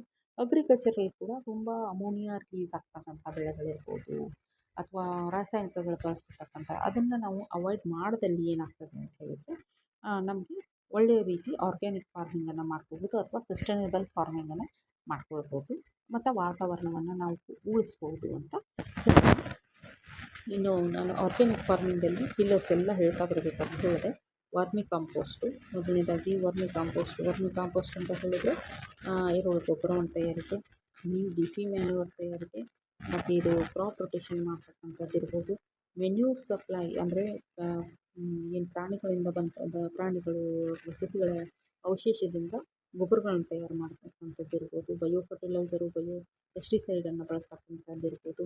ಆ್ಯನಿಮಲ್ ಹಸ್ಬೆಂಡ್ರಿಯನ್ನು ಮಾಡ್ತಕ್ಕಂಥದ್ದು ಇರ್ಬೋದು. ಬಯಾಲಜಿಕಲ್ ಮ್ಯಾನೇಜ್ಮೆಂಟನ್ನು ಮಾಡ್ತಕ್ಕಂಥ ಇವೆಲ್ಲವೂ ಸೇರಿ ಆರ್ಗ್ಯಾನಿಕ್ ಫಾರ್ಮಿಂಗ್ ಅಂತ ಅನಿಸ್ಕೊಳ್ತದೆ. ಆರ್ಗ್ಯಾನಿಕ್ ಫಾರ್ಮಿಂಗ್ ಮಾಡೋದ್ರಿಂದ ನಮಗೆ ಒಳ್ಳೆಯ ಒಂದು ಸಸ್ಟೈನಬಲ್ ಅಗ್ರಿಕಲ್ಚರು ಭೂಮಿ ಮೇಲೆ ಉಳಿತದೆ, ಮನುಷ್ಯ ಭೂಮಿ ಮೇಲೆ ಉಳಿತಾನೆ, ಮತ್ತು ಅದಲ್ಲದೆ ವಾತಾವರಣ ಕೂಡ ನಮಗೆ ಕಂಟ್ರೋಲಲ್ಲಿ ಇರ್ತದೆ ಅಂತ ಹೇಳ್ಬೋದು. ಇನ್ನು ಯಾಕೆಲ್ಲ ಬೇಕು ಅಂಥೇಳಿ, ಯಾಕೆ ಆರ್ಗ್ಯಾನಿಕ್ ಫಾರ್ಮಿಂಗ್ ಬೇಕು ಹಾಗಾದರೆ, ಯಾಕೆ ಬೇಕು ಅಂತ ಹೇಳಿದರೆ, ಒಂದು ಅಗ್ರಿಕಲ್ಚರ್ ಪ್ರೊಡಕ್ಷನ್ ಜಾಸ್ತಿ ಮಾಡೋಕ್ಕೆ, ಅಗ್ರಿಕಲ್ಚರ್ ಪ್ರೊಡಕ್ಷನನ್ನು ಜಾಸ್ತಿ ಮಾಡೋಕ್ಕೆ ಬೇಕಾಗ್ತದೆ. ಆಮೇಲೆ ಅಗ್ರಿಕಲ್ಚರ್ ಪ್ರೊಡಕ್ಷನ್ ಜಾಸ್ತಿ ಮಾಡೋಕ್ಕೆ, ಯಾಕಂದರೆ ಪಾಪ್ಯುಲೇಷನ್ ಜಾಸ್ತಿ ಆಗ್ತಾಯಿದೆ, ಅಗ್ರಿಕಲ್ಚರ್ ಪ್ರೊಡಕ್ಷನ್ನು ಜಾಸ್ತಿ ಮಾಡೋಕ್ಕೆ. ಆಮೇಲೆ ಸಸ್ಟೈನಬಿಲಿಟಿ ಅದಕ್ಕಾಗಿ ಕೂಡ ಮಾಡಬೇಕಾಗುತ್ತೆ. ಆಮೇಲೆ ಕಾಸ್ಟನ್ನು ಕಡಿಮೆ ಮಾಡಬೇಕಾಗುತ್ತೆ. ಆಮೇಲೆ ರಿನ್ಯೂವೇಬಲ್ ಎನರ್ಜಿನ ಫಾಸಿಲ್ ಫ್ಯೂಯಲ್ಸ್ ಕಡಿಮೆ ಮಾಡಿಬಿಟ್ಟು ರಿನ್ಯೂವೇಬಲ್ ಎನರ್ಜಿನ ಬಳಸೋಕ್ಕೂ ಕೂಡ ನಾವು ಈ ಆರ್ಗ್ಯಾನಿಕ್ ಫಾರ್ಮಿಂಗನ್ನು ಮಾಡಬೇಕಾಗ್ತದೆ. ಹಾಗಾದರೆ ಮೇನ್ ಆಬ್ಜೆಕ್ಟಿವ್ ನಾನು ಆವಾಗಲೇ ಹೇಳ್ದಂಗೆ ಮೇನ್ ಆಬ್ಜೆಕ್ಟಿವ್ ಬಂದು ಏನಂತ ಹೇಳಿದ್ರೆ ಸಾಯಿಲ್ ಡಿಗ್ರೇಡ್ ಆಗಿರ್ತಕ್ಕಂಥದ್ದನ್ನು ಉಳಿಸ್ಬೇಕಾಗುತ್ತೆ.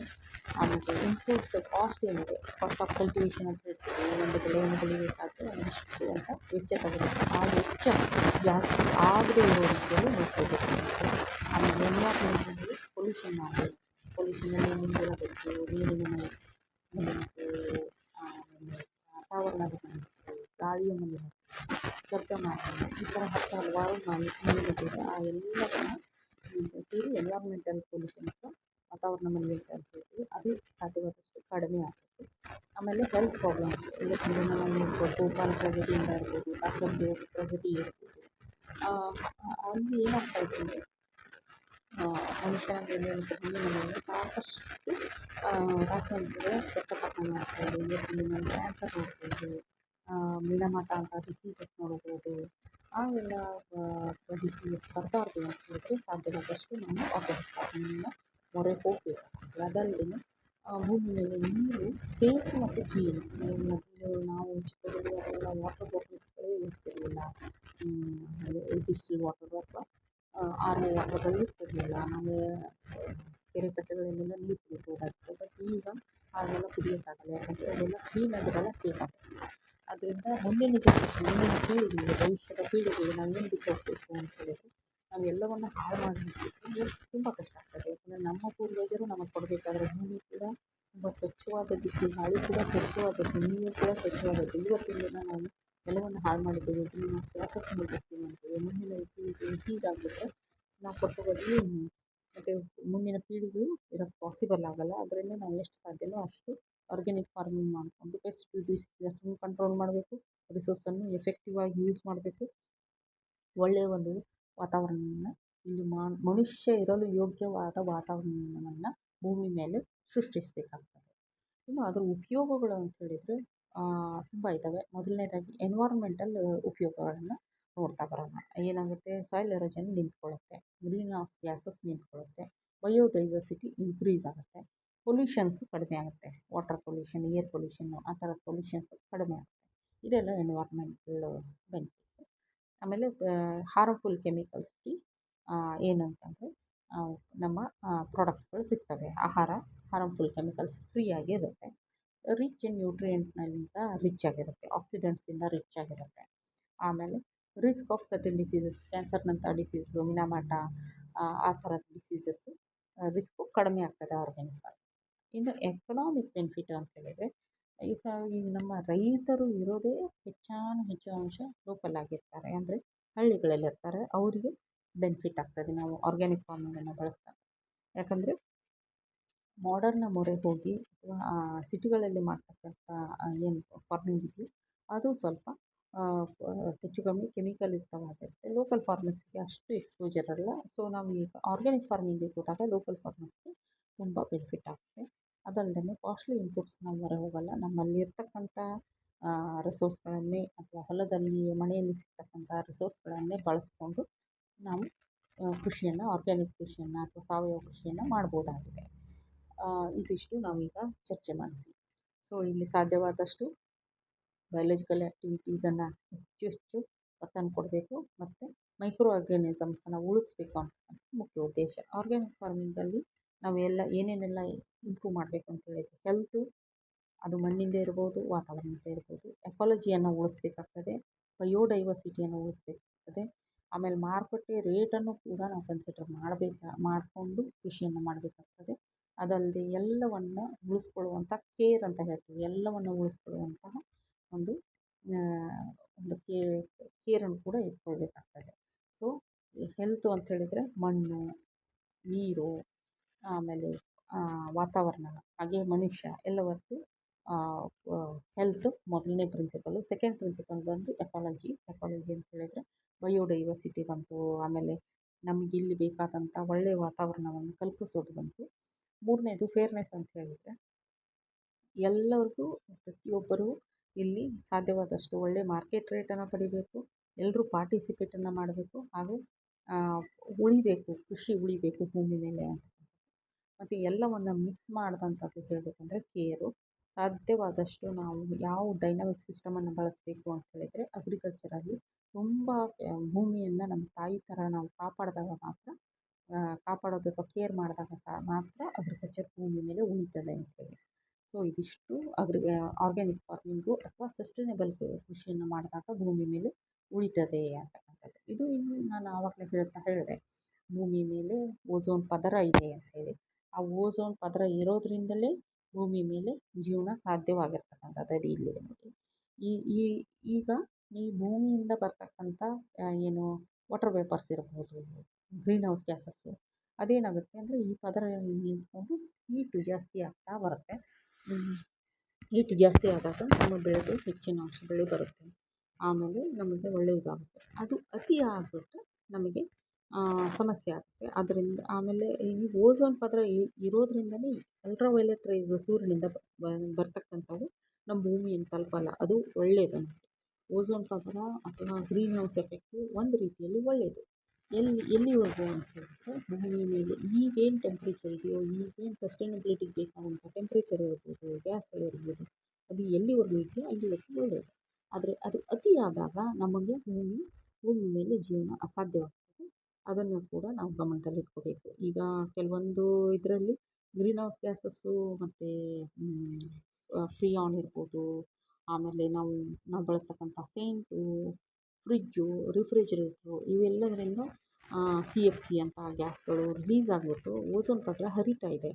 ಅದು ಹರಿತಾ ಬಂತು ಅಂತ ಹೇಳಿದ್ರೆ ಭೂಮಿ ಮೇಲೆ ಜೀವನ ಅಸಾಧ್ಯವಾಗ್ತದೆ. ಅದನ್ನು ಗಮನದಲ್ಲಿಟ್ಕೊಂಡು ನಾವು ವಾತಾವರಣವನ್ನು ಉಳಿಸೋ ಒಂದು ಪ್ರಯತ್ನವನ್ನು ಮಾಡೋಣ. ಇದು ಯಾವ ರೀತಿ ದಿಢೀರ್ ಬದಲಾವಣೆ ಆಗಿದೆ ಅಂತಕ್ಕಂಥದ್ದು. ಅದು ನಾನು ಆವಾಗಲೇ ಹೇಳ್ದಂಗೆ ಏನಂದರೆ ಸೀ ಲೆವೆಲ್ ಜಾಸ್ತಿ ಆಗಿಬಿಡುತ್ತೆ. ಯಾಕಂದರೆ ಹಿಮಾಲಯ ಕರಗ್ತಾ ಇದೆ ಅಂಥೇಳಿ ಅಲ್ವಾ.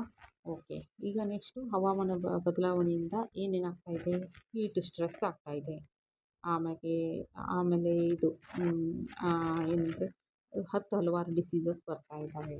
ಮಣ್ಣಿನಿಂದ ಇರ್ಬೋದು, ನೀರಿನಿಂದ ಇರ್ಬೋದು, ಇನ್ಸೆಕ್ಟ್ ಜಾಸ್ತಿಯಾಗಿ ಅಥವಾ ಮಲಿನತೆಯಿಂದ ಜಾಸ್ತಿಯಾಗಿ ಹಲವಾರು ಡಿಸೀಸಸ್ ಬರ್ತಾ ಇದೆ. ಆಮೇಲೆ ಫ್ಲಡ್ಡಿಂಗ್ ಆಗ್ತಾ ಇದೆ, ನೀರು ನಿಂತ್ಕೊಂಡು ಮುಳುಗೋಗಿ ತುಂಬ ಲಾಸ್ ಆಗ್ತಾ ಇದೆ. ಮತ್ತು ಸಮುದ್ರ ಮಟ್ಟ ಜಾಸ್ತಿ ಆದಾಗ ಕೋಸ್ಟಲ್ ಲೈನ್ ಕಂಪ್ಲೀಟಾಗಿ ಮುಳುಗೋಗುತ್ತೆ. ಉದಾಹರಣೆಗೆ ಹೇಳಬೇಕಂತ ಹೇಳಿದರೆ ಮಡಗಾಸ್ಕರ್ ಕೂಡ ಕಟ್ಟಾಗಿ ನಮ್ಮ ಭೂಮಿ ಒಂದು ಈ ಭಾರತದ ಕಡೆ ಅಥವಾ ಏಷ್ಯಾದ ಕಡೆ ಮೂವ್ ಆಗಿ ಬರ್ತಾ ಇದೆ, ಆಫ್ರಿಕಾದ್ದು. ಆ ಥರ ಹಲವಾರು ವಾತಾವರಣ ಬದಲಾವಣೆಯ ಒಂದು ಸಿಚುವೇಶನ್ನ ನಾವು ಇವತ್ತು ನೋಡ್ತಾ ಇದ್ದೀವಿ. ಆಮೇಲೆ ಎಷ್ಟೊಂದು ಕಡೆ ನೀರೇ ಸಿಗ್ತಾ ಇಲ್ಲ ಕುಡಿಲಿಕ್ಕೂ ಕೂಡ. ಆಮೇಲೆ ಫುಡ್ ಇನ್ಸೆಕ್ಯೂರಿಟಿ ಆಗ್ತಾ ಇದೆ, ಅಂತಂದರೆ ಆಹಾರ ಭದ್ರತೆ ಇಲ್ಲ, ಅಂದರೆ ಆಹಾರ ಎಲ್ಲರಿಗೂ ದೊರಕೋದಿಲ್ಲ. ಅದಕ್ಕೆ ಒಂದು ಸ್ಟ್ಯಾಟಿಸ್ಟಿಕಲ್ ಇನ್ಫಾರ್ಮೇಷನ್ ಹೇಳಬೇಕಂದ್ರೆ ಪ್ರತಿ 1 ನಿಮಿಷಕ್ಕೆ 6 ಜನ ಹಸಿವಿನಿಂದ ಸಾಯ್ತಾ ಇದ್ದಾರೆ ಭಾರತದಲ್ಲಿ. ಇದು ಯಾವುದೋ ರೋಗ ರುಜಿನ ಆಕ್ಸಿಡೆಂಟು ಇದೆಲ್ಲ ಅನಿವಾರ್ಯ. ಈವನ್ ರೋಗ ಕೂಡ ದುರಂತವೇ. ನಾವು ಆಹಾರ ಇಲ್ಲದೆ ಸಾಯುವಷ್ಟು ದೊಡ್ಡ ದುರಂತ ಭೂಮಿ ಮೇಲೆ ಮತ್ತಿನ್ಯಾವುದೂ ಇರಲಿಕ್ಕಿಲ್ಲ. ಅದರಿಂದ ಫುಡ್ ಸೆಕ್ಯೂರಿಟಿ ಅಥವಾ ಆಹಾರ ಭದ್ರತೆ ಪ್ರತಿಯೊಬ್ಬನಿಗೂ 2 ಸ್ಕ್ವೇರ್ ಮೀಲ್ಸ್ ಸಿಗಲೇಬೇಕು, 2 ಹೊತ್ತಿನ ಊಟ ಸಿಗಲೇಬೇಕಂತಕ್ಕಂಥದ್ದು ನಮ್ಮ ಸರ್ಕಾರದ ಉದ್ದೇಶ. ಆದ್ದರಿಂದ ಫುಡ್ ಸೆಕ್ಯೂರಿಟಿಯನ್ನು ನಾವು ಮೇಂಟೈನ್ ಮಾಡಬೇಕಂದ್ರೆ ಅಗ್ರಿಕಲ್ಚರ್ ಬೇಕು, ಸಸ್ಟೈನಬಲ್ ಅಗ್ರಿಕಲ್ಚರ್ ಬೇಕು. ಸಸ್ಟೈನಬಲ್ ಅಗ್ರಿಕಲ್ಚರ್ ಬೇಕು ಅಂತ ಹೇಳಿದರೆ ಆರ್ಗ್ಯಾನಿಕ್ ಫಾರ್ಮಿಂಗ್ ಮೊರೆ ಹೋಗಬೇಕು. ಹವಾಮಾನ ವೈಪರೀತ್ಯವನ್ನು ಸ್ಟಾಪ್ ಮಾಡಬೇಕು. ಅದಲ್ಲದೆ ಬಯೋಡೈವರ್ಸಿಟಿಯನ್ನು ಉಳಿಸ್ಬೇಕಾಗತ್ತೆ. ಅಂದರೆ ನಾವು ಹಿಂದೆ ಎಲ್ಲ ನೋಡಿರ್ಬೋದು, ಸಾಕಷ್ಟು ಪ್ರಾಣಿ ಪಕ್ಷಿಗಳು ಇರ್ತಿದ್ವು, ಈಗ ಕಡಿಮೆ ಬರ್ತಾ ಇದ್ದಾವೆ. ಅದಕ್ಕೆ ಹಲವಾರು ರೀಸನ್ಸ್ ಇರ್ಬೋದು. ಅಂದರೆ ನಾವು ಪ್ರಾಣಿಗಳನ್ನೇ ಕೊಂದು ತಿಂತಾ ಇದ್ದೀವಿ, ಅದಲ್ಲದೆ ವಾತಾವರಣ ಬದಲಾವಣೆಯಿಂದ, ಆಮೇಲೆ ಕಾಡು ಕಟ್ ಮಾಡೋದ್ರಿಂದ, ಹೀಗಾಗಿ ಹಲವಾರು ರೀಸನ್ನಿಂದ ಬಯೋಡೈವರ್ಸಿಟಿ ಕಡಿಮೆ ಬರ್ತಾ ಇದೆ. ಇದನ್ನು ನಾವು ಕಡಿಮೆ ಮಾಡಬೇಕು. ಇನ್ನು ಇದಕ್ಕೆ ಸರ್ಕಾರ ಏನಾದರೂ ಕ್ರಮ ಕೈಗೊಂಡಿದೆಯಾ? ಹೌದು, ಸರ್ಕಾರ ಏನು ಕ್ರಮ ಕೈಗೊಂಡಿದೆ ಅಂದರೆ, ಜಾಗತಿಕ ಮಟ್ಟದಲ್ಲಿ ಹೇಳಬೇಕಂದ್ರೆ ಒಂದು UN framework convention climate change ಅಂತಕ್ಕಂಥ ಒಂದು ಸಭೆಯನ್ನು ಕೂಡ ಕೈಗೊಳ್ಳಲಾಯಿತು. ಕ್ಯೋಟೋ ಪ್ರೋಟೋಕಾಲನ್ನು 1997 ಕೂಡ ಕೈಗೊಳ್ಳಲಾಯಿತು. ಹಾಗೆ ಪ್ಯಾರಿಸ್ ಅಗ್ರಿಮೆಂಟನ್ನು ಕೂಡ 2015 ಮಾಡಲಾಯಿತು. ಅದಲ್ಲದೆ ನಮ್ಮ ಭಾರತದಲ್ಲಿ ಹೇಳಬೇಕು ಅಂತಂದರೆ national action for climate change ಅಂತೇಳಿ 2008 ತಗೊಂಡು ಬಂದರು. ಅದಲ್ಲದೆ ಕ್ಲೈಮೇಟ್ ಚೇಂಜ್ಗಾಗಿ ಹಲವಾರು 2030 ಎಲ್ಲ greenhouse gases, especially carbon ಡೈಆಕ್ಸೈಡನ್ನು ಸ್ಟಾಪ್ ಮಾಡಬೇಕು ಅಂತಕ್ಕಂಥದ್ದೊಂದು ಪ್ಲ್ಯಾನಿಂಗ್ ಇದೆ. ನೋಡೋಣ ಅದೇನಾಗ್ತದೆ ಅಂಥೇಳಿ. ಇದೆಲ್ಲ ಉಪಯೋಗಗಳು, ದುರುಪಯೋಗಗಳು ಅದ್ರ ಬಗ್ಗೆ ಮಾತಾಡಿದ್ವಿ. ಅಂದರೆ ಟೇಸ್ಟಿ ಫುಡ್ ಸಿಗುತ್ತೆ ಆರ್ಗ್ಯಾನಿಕ್ ಫಾರ್ಮಿಂಗಿಂದ. ಆಮೇಲೆ ಪೊಲ್ಯೂಷನ್ ಆಫ್ ಗ್ರೌಂಡ್ ವಾಟರ್ ಕಡಿಮೆ ಆಗುತ್ತೆ. ಆ ಥರದ್ದು 10 ಪಾಯ್ಸನ್ ಫ್ರೀ ಫುಡ್ ಸಿಗುತ್ತೆ. ಆ ಥರದ್ದು ಹಲವಾರು ವಿಷಯಗಳನ್ನ ನಾವು ಈಗ ಚರ್ಚೆ ಮಾಡ್ಕೊಂಡು ಬಂದ್ವಿ. ಆಮೇಲೆ ಡಿಸ್ಅಡ್ವಾಂಟೇಜ್ ಅಂದರೆ ಕೆಲವೊಮ್ಮೆ ಆರ್ಗ್ಯಾನಿಕ್ ಫಾರ್ಮಿಂಗ್ ಮಾಡಿರ್ತಕ್ಕಂಥದ್ದು ಸ್ವಲ್ಪ ಕಾಸ್ಟ್ಲಿ ಆಗಿದೆ, ಎಕ್ಸ್ಪೆನ್ಸಿವ್ ಆಗಿರುತ್ತೆ. ಅದು ಸ್ವಲ್ಪ ಏನಂತಂದರೆ ಖರೀದಿ ಎಲ್ರಿಗೂ ಪಾಸಿಬಲ್ ಆಗೋಲ್ಲ. ಇನ್ನು ಮಾರ್ಕೆಟಲ್ಲಿ ಅದಕ್ಕೆ ಅಂಥೇಳಿ ಸಪ್ರೇಟ್ ಮಾರ್ಕೆಟು ದೊರಕಿಸ್ಕೊಡೋದು ಸ್ವಲ್ಪ ಕಷ್ಟ ಆಗಿದೆ. ಬಟ್ ಈಗ ಅವೇರ್ನೆಸ್ ಅಥವಾ ಜಾಗೃತಿ ಮೂಡಿ ಬರ್ತಾ ಇದೆ.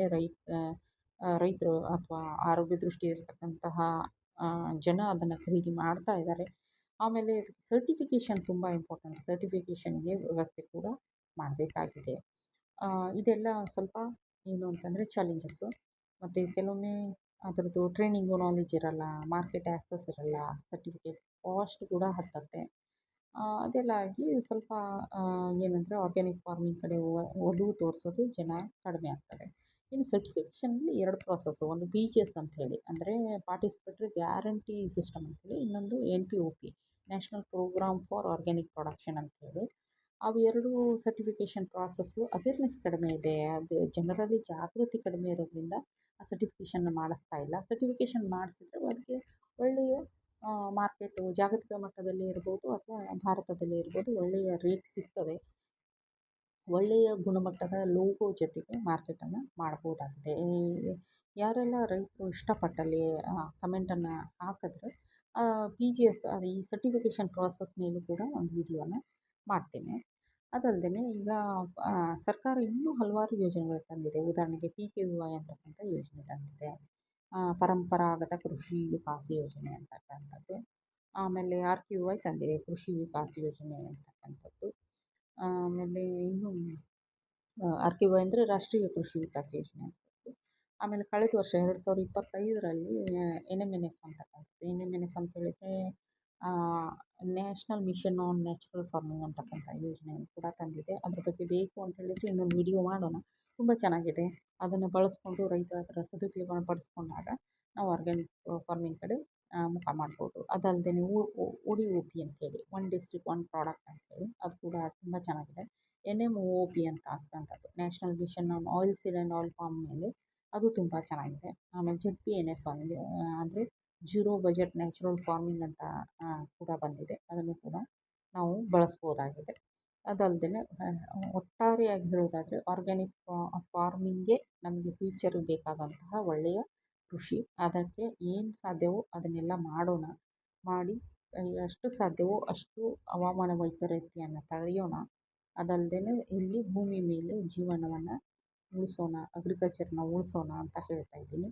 ಅದಲ್ಲದೆ ಕೊನೆಯದಾಗಿ ಇನ್ನೊಂದು ವಿಷಯ ಹೇಳೋಕ್ಕೆ ಇಷ್ಟಪಡ್ತೀನಿ. ಅದೇನು ಅಂತ ಹೇಳಿದರೆ ಕಾರ್ಬನ್ ಕ್ರೆಡಿಟು ಮತ್ತು ಕಾರ್ಬನ್ ಸಿಕ್ವೆಸ್ಟ್ರೇಷನ್ ಅಂತಕ್ಕಂಥದ್ದು. ಇದ್ರ ಮೇಲೆ ಒಂದು ವಿಡಿಯೋ ಮಾಡೋಣ. ಯಾಕಂದರೆ ತುಂಬ ದೊಡ್ಡ ಕಾನ್ಸೆಪ್ಟು. ಏನಂತಂದರೆ ಕೆಲವೊಂದು ಆಲ್ರೆಡಿ ಮುಂದುವರಿದ ದೇಶಗಳೇನಿದ್ದಾವೆ ಅವು ತುಂಬ ಇಂಗಾಲದ ಡೈಆಕ್ಸೈಡನ್ನು, ಕಾರ್ಬನ್ ಡೈಆಕ್ಸೈಡನ್ನು ರಿಲೀಸ್ ಮಾಡ್ತಾ ಇದ್ದಾವೆ. ಆ ರಿಲೀಸ್ ಅದಕ್ಕೆ ಏನು ನಾವು ಕ್ಯೋಟೋ ಪ್ರೋಟೋಕಾಲು ಮತ್ತು ಇನ್ನೊಂದು ಹಲವಾರು ಏನು ಜಾಗತಿಕ ಮಟ್ಟದಲ್ಲಿ ನಾವು ಸಭೆಗಳನ್ನು ಮಾಡಿಕೊಂಡು ಕೈಗೊಂಡು ಅಲ್ಲಿ ಏನಾಗಿದೆ ಅಂತ ಹೇಳಿದರೆ ಒಂದು ಡಿಸಿಷನ್ ಬಂದಿದೆ. ಏನು ಡಿಸಿಷನ್ನು ಅಂತ ಹೇಳಿದರೆ ಯಾವೆಲ್ಲ ದೇಶಗಳು ವಾಯುಮಾಲಿನ್ಯವನ್ನು ಹೆಚ್ಚಿಸ್ತಾ ಇದ್ದಾವೋ ಇಂಗಾಲ ಡೈಆಕ್ಸೈಡಿಂದ ಆ ಎಲ್ಲ ದೇಶಗಳು ಕಾರ್ಬನ್ ಕ್ರೆಡಿಟನ್ನು ತಗೊಳ್ಳೋದು. ಅಂದರೆ ಕಾರ್ಬನ್ನ ಯಾವ ದೇಶ ಹೊರಸೂಸಲ್ವೋ ಆ ದೇಶದಿಂದ ಕ್ರೆಡಿಟನ್ನು ಅಥವಾ ಸಾಲವನ್ನು ಪಡೆಯೋದು ಅಂಥೇಳಿ. ಈಗ ಉದಾಹರಣೆಗೆ ದಕ್ಷಿಣ ಆಫ್ರಿಕಾ ಅಥವಾ ಆಫ್ರಿಕಾದಂಥ ದೇಶಗಳಲ್ಲಿ ಕಾರ್ಬನ್ ಹೊರಸೂಸುವಿಕೆ ತುಂಬ ಕಡಿಮೆ ಇದೆ. ಕಾರ್ಬನ್ ಡೈಆಕ್ಸೈಡ್ ಹೊರಸೂಸುವಿಕೆ. ಸೊ ಅಂಥ ದೇಶದಿಂದ ಈಗ ಉದಾಹರಣೆಗೆ ಉತ್ತರ ಅಮೇರಿಕಾ ನಮ್ಮ ಆಫ್ರಿಕಾದ ಜೊತೆಗೆ ಕಾರ್ಬನ್ ಕ್ರೆಡಿಟಿಂಗ್ ಮಾಡಿಕೊಂಡು ಅದಕ್ಕೆ ಕೆಲವೊಂದು ಮೊತ್ತವನ್ನು ಕೊಡೋದು. ಅಂದರೆ ಅವು ಎರಡರ ಮಧ್ಯೆ ಅವು ಎರಡೂ ದೇಶಗಳು ಸೇರಿ ಎಷ್ಟು ಕಾರ್ಬನ್ ಡೈಆಕ್ಸೈಡನ್ನು ರಿಲೀಸ್ ಮಾಡಬೇಕೋ ಅಷ್ಟನ್ನು ಉತ್ತರ ಅಮೇರಿಕಾ ಮಾತ್ರ ಮಾಡುತ್ತೆ. ಅದಕ್ಕೆ ಬೇಕಾದಂಥ ಕಾರ್ಬನ್ ಕ್ರೆಡಿಟನ್ನು ಈ ಆಫ್ರಿಕಾ ಕೊಡ್ತದೆ. ಇದ್ರ ಬಗ್ಗೆ ಡೀಟೇಲ್ ಆಗಿ ಇನ್ನೊಂದು ಸಾರಿ ಮಾತಾಡೋಣ. ಅದಕ್ಕೆ ಇದೆಲ್ಲ ಪ್ರಾಸೆಸನ್ನು ಈಗ ನಡೀತಾ ಇದೆ. ನಮ್ಮ ಭಾರತಕ್ಕೂ ಕೂಡ ಇದರಿಂದ ಆದಾಯ ಸಿಗಲಿದೆ.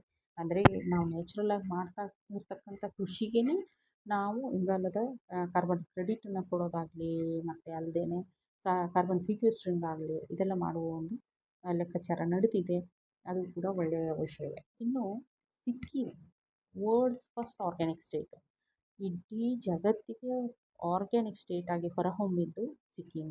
ಅದು FAOದಿಂದ food and agriculture organisation FAO ಏನಿದೆ ವಿಶ್ವಮಟ್ಟದಲ್ಲಿ ಅದು ಆಸ್ಕರ್ ಫಾರ್ ಬೆಸ್ಟ್ ಪಾಲಿಸೀಸ್ ಅಂತ ಸಿಕ್ಕಿಂಗೆ ಅವಾರ್ಡನ್ನು ಕೊಟ್ಟಿದೆ. ಯಾಕಂದರೆ ಇಲ್ಲಿ ಕಂಪ್ಲೀಟ್ ಆರ್ಗ್ಯಾನಿಕ್ ಫಾರ್ಮಿಂಗ್ ಆಗಿ ಆ ಸ್ಟೇಟ್ ಘೋಷಣೆಯಾಗಿದೆ. ತುಂಬ ಸಂತೋಷದ ವಿಷಯ. ಅದೇ ರೀತಿ ನಮ್ಮ ಕರ್ನಾಟಕದಲ್ಲೂ ಕೂಡ ಜೊಯ್ಡಾವನ್ನು ಆರ್ಗ್ಯಾನಿಕ್ ತಾಲೂಕು ಅಂತ ಘೋಷಣೆ ಮಾಡಲಾಗಿದೆ. ಅದನ್ನು ಇಂಪ್ಲಿಮೆಂಟೇಷನ್ ಮಾಡ್ತಾ ಇರೋದ್ರಲ್ಲಿ ನಮಗೆಲ್ಲರಿಗೂ ತುಂಬ ಹೆಮ್ಮೆ ಇದೆ. ನಾನು ಜೊಯ್ಡಾನ ಇಂಪ್ಲಿಮೆಂಟ್ ಮಾಡೋ ಒಂದು ಅಧಿಕಾರಿ. ಸೊ ನನಗೆ ತುಂಬ ಖುಷಿ ಇದೆ. ಹಾಗಾಗಿ ಆರ್ಗ್ಯಾನಿಕ್ ಫಾರ್ಮಿಂಗನ್ನು ಸದುಪಯೋಗ ಪಡಿಸ್ಕೊಳ್ಳೋಣ, ಒಳ್ಳೆ ರೀತಿಯಲ್ಲಿ ಬಳಸ್ಕೊಳ್ಳೋಣ ಅಂತ ಹೇಳ್ತಾ ಇದ್ದೀನಿ. ಏನಂದರೆ ಸ್ವಲ್ಪ ಈ ವಿಡಿಯೋ ಲಾಂಗ್ ಆಯಿತು.